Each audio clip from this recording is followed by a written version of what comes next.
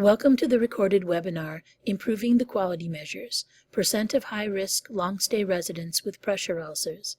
This webinar is part of a series intended to help nursing homes improve the 13 long-stay measures that are used to calculate the Quality Measure Composite Score. The measure being reviewed in this webinar reports the percentage of long-stay, high-risk residents with stage 2 through 4 pressure ulcers.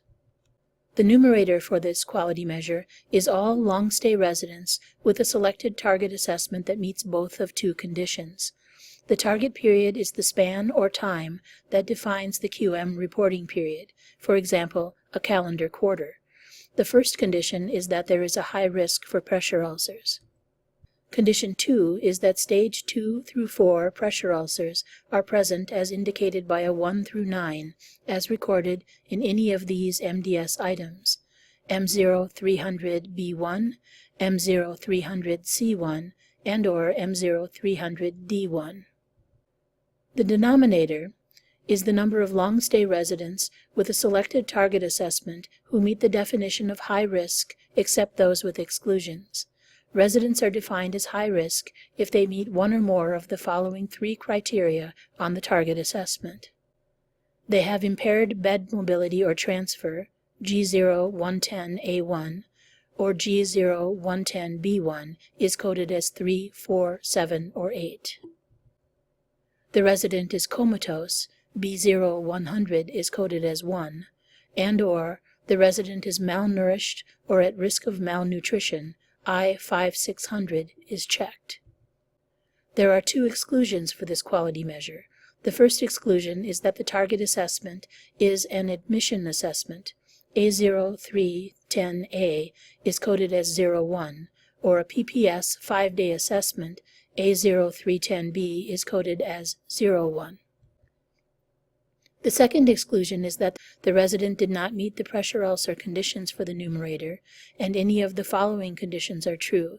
M0300B1, M0300C1, and or M0300D1 were not assessed, indicated by a dash. To help identify what your team can do to improve this quality measure, refer to the RAI Manual Appendix C to find the Care Area Assessment for Pressure Ulcers.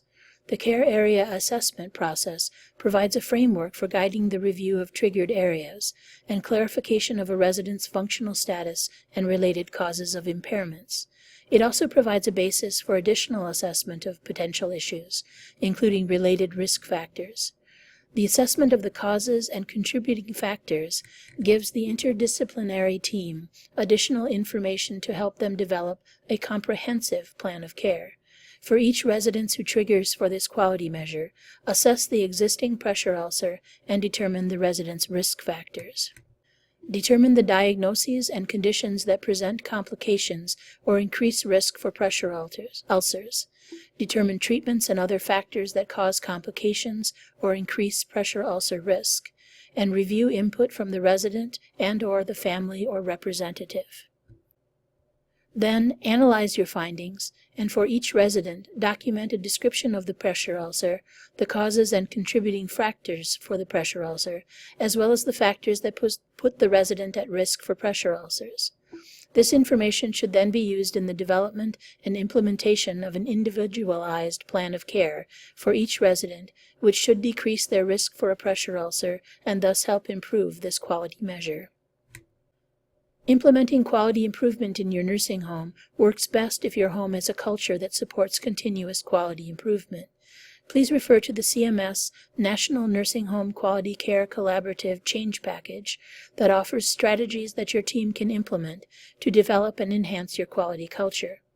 One of the strategies of high-performing nursing homes found in the Change Package is to provide exceptional, compassionate clinical care that treats the whole person. Promoting skin integrity to prevent pressure ulcers is a great example of this strategy. Please refer to the link on this slide to find other proven strategies to improve the quality culture within your nursing home. Refer to the MDS 3.0 RAI Manual and the MDS 3.0 Quality Measure User's Manual for more information about the quality measures. To clarify questions about the MDS and/or the quality measures, contact your state RAI coordinator. For further information about the quality measures or about the Nursing Home Quality Care Collaborative, please contact your state Lake Superior Quality Innovation Network lead listed on this slide. Be sure to check out our short videos on each of the 13 quality measures that make up the composite score. Viewing the videos for each of the measures will help your team understand how each measure is calculated and will offer suggestions on first steps to improve each quality measure. Thank you.